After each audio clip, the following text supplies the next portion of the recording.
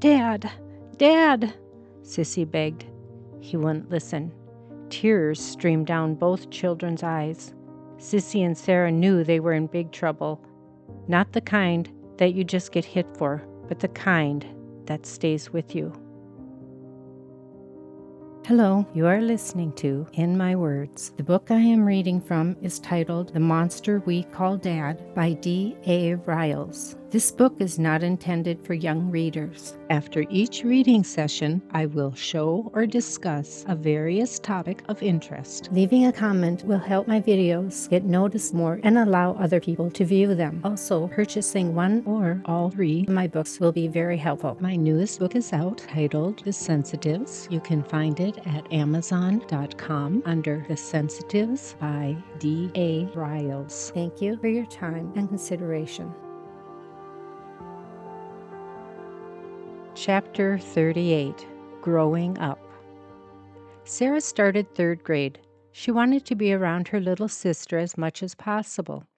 She would ask Mom if she could take Melody to school with her. Mom didn't mind, for then she would be able to sleep and clean the house. Several times Sarah talked Mom into letting Melody go to school for the entire day. Sarah shared her lunches with her little sister. The kids in the class liked it when Sarah brought Melody, but the teachers were growing tired of it. Sarah took very good care of Melody when she was at school with her. She let her take a nap on a rug in the back of the classroom. She gave her colors and paper to color with. Then one very sad day, shortly after Easter, the school finally had enough. They were no longer willing to let Melody go to class with Sarah. They didn't feel Sarah would be able to concentrate on schoolwork and watch her little sister at the same time. The school called Melody an unwanted distraction and just another Schultz. But to Sarah, Melody was love. Throughout the Schultz years of living in the same neighborhood, the children would go through many different situations. The 3 older siblings seemed to attract enemies from time to time in the neighborhood. During a 2-year span, there was a pack of children which prowled the streets looking for the younger, helpless children to beat up. For the Schultz kids, it made it all that much harder to fit in. One day, however, there was a welcome change. Joe, Sissy, and Scott made some friends of their own. They were finally able to turn to someone when they needed to get away. It was nice getting older, for things were getting better for the 3 older children. Joe and Sissy's friends lived only a few miles away, while Scott's friend lived across the street. It was rather nice for the 3 siblings, for their friends were also poor, allowing them to fit in well with their peers. Joe and Sissy began going to their friends' homes more and more. It was their escape from the problems at home. Scott's friend, Harold, was also a great escape. They were able to play together whenever it suited them, since they lived near each other. Sometimes the boys would spend nights at each other's homes. Scott would be across the street much of the time, so Sarah would be left alone with the 2 younger children.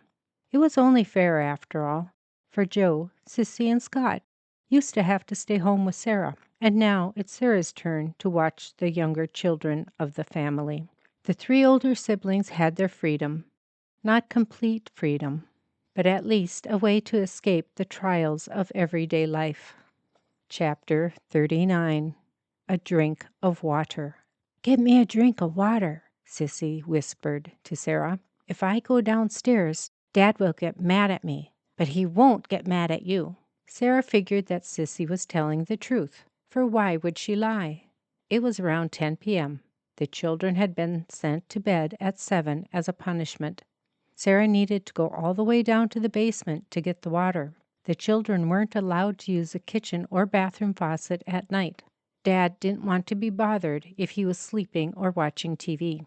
Walking carefully down the first flight of steps, Sarah came to the door at the end of the staircase.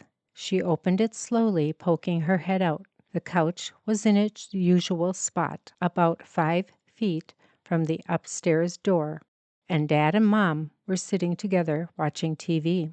Dad saw the youngster looking from behind the door and bellowed, What do you want?" "Sissy wants a drink," came her soft reply. "Are her legs broken?" Dad questioned with sarcasm. Feeling embarrassment, Sarah simply said, "No." "Then why doesn't she get it herself?" "'Cause I said I would get it for her." "Hurry up and get it then," he responded gruffly. Sarah walked quickly through the living room, past the kitchen, and began her descent down the basement stairs. Stepping 3 steps onto the staircase, Sarah slipped. She fell and had the wind knocked out of her. Quickly turning his gaze toward the sound, Dad stopped watching TV as his attention was directed elsewhere. Sounding different than Sarah's usual slip and fall on the staircase, Dad bolted upright and listened for only a second. He heard nothing. Nearly jumping off the couch, Dad's long strides carried him swiftly to the basement stairs. There he saw his daughter lying silently on the steps. No movement. Grabbing the child off the steps, Dad saw his daughter's lips begin to turn purple. "Can you breathe?" asked Dad. Sarah blankly stared at him, and then her eyes rolled back into her head. Dad quickly laid Sarah carefully on the kitchen floor and gave her mouth to mouth. Moments later, the color came back to her face and she was able to breathe. Worry began to fill Dad's face as his body tensed.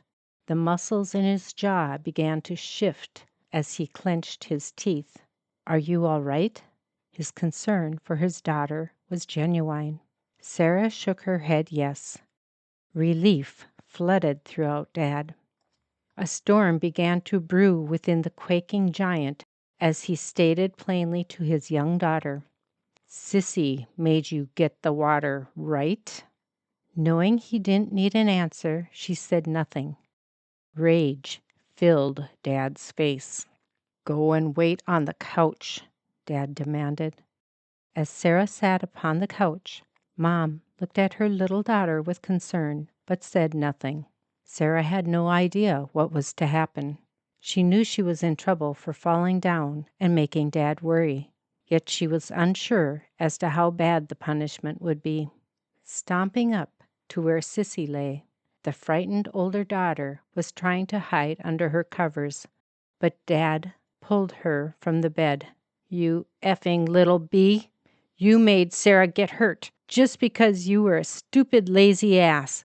Too lazy to get a drink of water for yourself. What the F is the matter with you?" All the household could hear Dad's thunderous words. No one responded. Dad grabbed Sissy by the hair and pulled her all the way downstairs to the living room. After the two were down the stairs, Dad said to Sarah and Sissy, "Get down to the basement before I kick your asses all the way down." The 2 girls nearly ran the whole way down the steps. Neither knew what their fate was to be. Purposely coming down each step with thunderous momentum, Dad was quickly at the bottom of the stairs saying, "I'll show you what happens to kids who are too effing lazy to do things for themselves." "Dad! Dad!" Sissy begged. He wouldn't listen. Tears streamed down both children's eyes. Sissy and Sarah knew they were in big trouble. Not the kind that you just get hit for, but the kind that stays with you.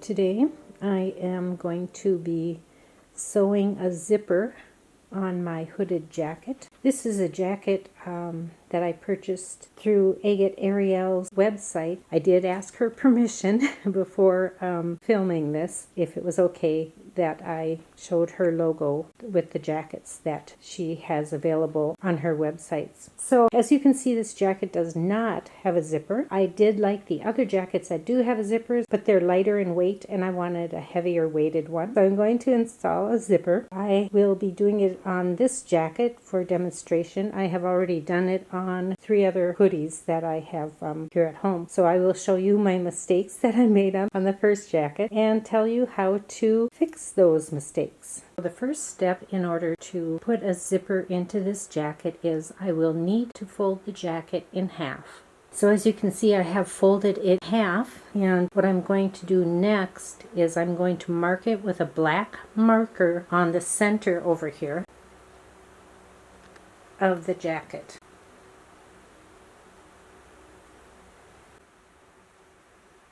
You can see I have marked the jacket at its center point. If you're a little bit off, as I am on this one, depending on the jacket, you may not notice. Recenter it, and don't worry because the zipper will cover up the black line if you accidentally marked it in the wrong place. From this point, it's time to cut the jacket in the center area where you have your line marked. Okay, as you can see, I moved my center line over. I didn't like how it lined up, so I just moved it over, and yes, you can eyeball it or you can be more precise. I'm not a perfectionist, so I'm okay with this because I know the zipper is going to hide that black mark. And as you can see, I have only cut it up to the bottom of the hood. And what I'm going to do from there is I'm going to take my seam ripper and just open that up. And the edges won't fray because of the type of material this is. For this jacket in particular, because the logo is right in the center, part of that logo, yes, will be covered up, and I'm all right with that. All right, now for this part, what I'm doing is I'm tearing out this area with my seam ripper, and I will show you that.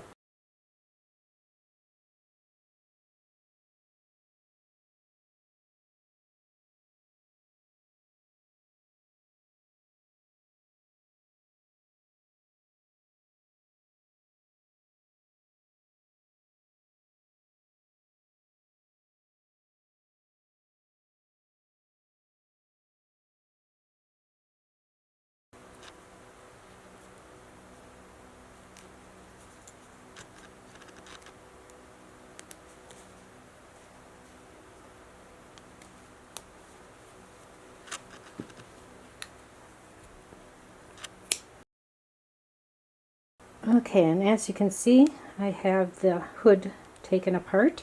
All those little strings in there, I will just pull out by hand, which isn't a big deal. Okay, so on to the next step. Here on this first jack, you can see the stitching. That is just, it's just not very pretty. So, and then as you can see, as it gets closer to the bottom, it becomes much better. So I will tell you exactly what happened and why that happened. Found out was actually none of the mistakes, so to speak, were my fault. I was using my old machine, which does only very light materials. When I went to a different sewing machine, a stronger machine, then I had absolutely no problem in putting in the zipper. So whatever you do, if you think you're making any mistakes, or if your thread keeps breaking like mine did on the first machine, or if you're having a lot of issues with the sewing thread, check your machine. It just might not be strong enough to get through the material that you are sewing on. Sometimes, yes, it's the needle. Sometimes it's the way it's threaded or the bobbin, but for myself, when I switched to the stronger machine, it worked very smoothly. It was amazing. It was like it was cutting through the material like butter. It just made such a big difference, and I spent hours on the other machine trying to figure out what I had done wrong, only to find out it was the machine.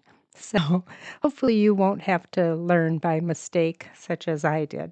This paper material has to do with keeping the zipper in place and not bunching up the material, because this material is a very stretchy type of material, unlike denim where you could directly sew a zipper right onto it. For myself, I don't have technical tape or backing for it. What this is, this white stuff on here, is actually, it's just parchment paper, and it works just as well, and it's what I had at home and on hand, so what I used. There are other types where you just pull out the paper, and whatever you don't get pulled out will come out in the wash. Generally, there's almost nothing left in the zipper because it's pretty easy to pull out. Okay, next on to how I fasten the zipper in order to start sewing a nicer seam facing. I'll explain that in a minute. As you can see, I have put my clips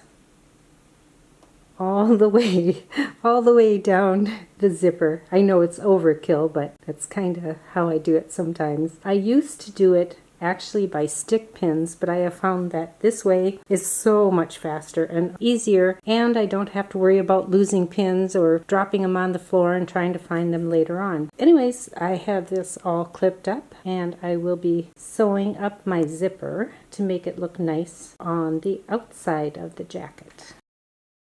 This is how I sewed the zipper in prior to changing to the stronger machine. And whatever you do, do not pull the material, especially this type of material. Just guide it through. That's all I'm doing. I'm not tightening the material up. If I do that, it'll start bunching up and it won't have a very nice look. As you can see, since I am not using a zipper foot, I have my presser foot directly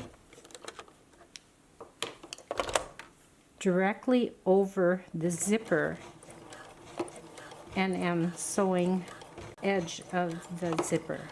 But again, do not pull the material. I had recorded the final sewing of the jacket, but somehow it was erased. So here is what it looks like when completed. Please like, share, and subscribe. I look forward to having you join me again next time, where I will show another topic, and I will continue to read from the book titled The Monster We Call Dad by D.A. Riles, which you can purchase from Amazon.com. My newest book is out, titled The Sensitives. You can find it at Amazon.com under The Sensitives by D.A. Riles. Thank you for having joined me.